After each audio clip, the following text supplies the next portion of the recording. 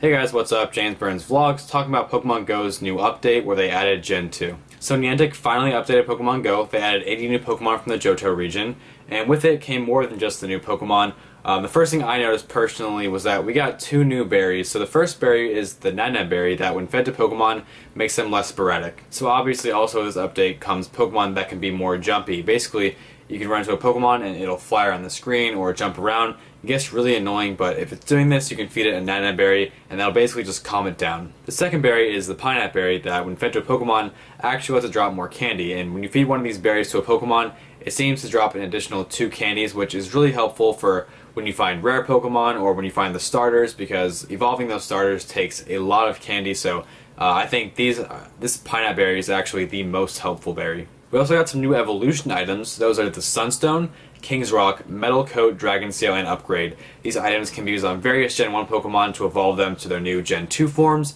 as well as use it on some Gen 2 Pokemon as well. Apparently you can get these items from Pokestops, but since I've started playing, I've hit at least 50, if not more Pokestops, and I haven't found a single one of these items. I thought maybe you had to meet some special condition or be a certain level, but I'm level 22, I think that should be high enough, and from what I could find on the internet, they just drop from Pokestops randomly, so I guess I'm just not lucky. But I really do want a lot of Gen 2 Pokemon that need them, like Scizor and Slowking, so really hoping that those start dropping for me. Umbreon and Espeon were also both added to the game, and like their other evolution counterparts, they can be evolved using a little trick. So the same way you can choose whether you want Flareon, Jolteon, or Vaporeon, you can actually choose whether you want Umbreon or Espeon by changing their names. If you name the Eevee Sakura, it'll evolve into Espeon, and if you name it Tomeo, it'll evolve into Umbreon. And just like the other names for the other evolutions, they are references to the Pokemon anime. So since the Pokemon GO update, I've actually picked it up and started playing it a lot more, and I'm liking the variation of Pokemon now. It's not just Pidgeys and Rattatas.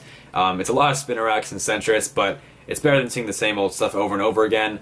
I am noticing that Gen 1 Pokemon are becoming harder to find, and I really think Niantic needs to update Pokemon GO with trading as soon as possible, because Pokemon has always been about trading. Ever since the first commercials, there's always been a huge emphasis on, you know, making friends and trading Pokemon to complete your collection, and as they add more Pokemon to this game, it's going to get harder and harder to find specific Pokemon.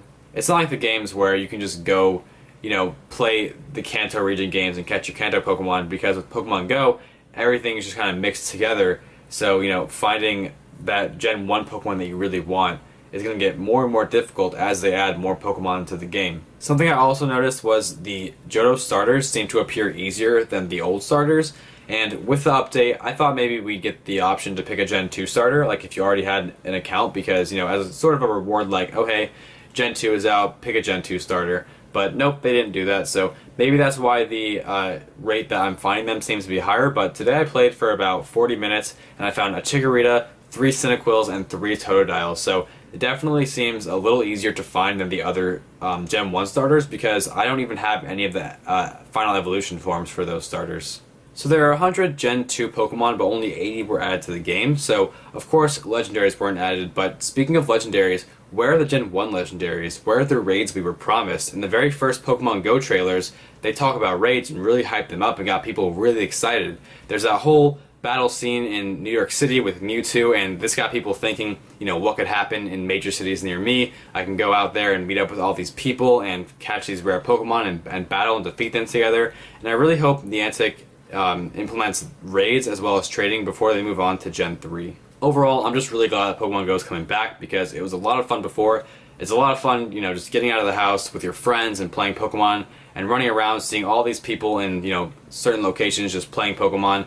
It's a lot of fun, and I really can't wait to see what else Niantic does. That's going to be it for this video, guys. Thanks for watching, and just so you guys know, I do plan on doing some Pokemon GO vlogs in the future.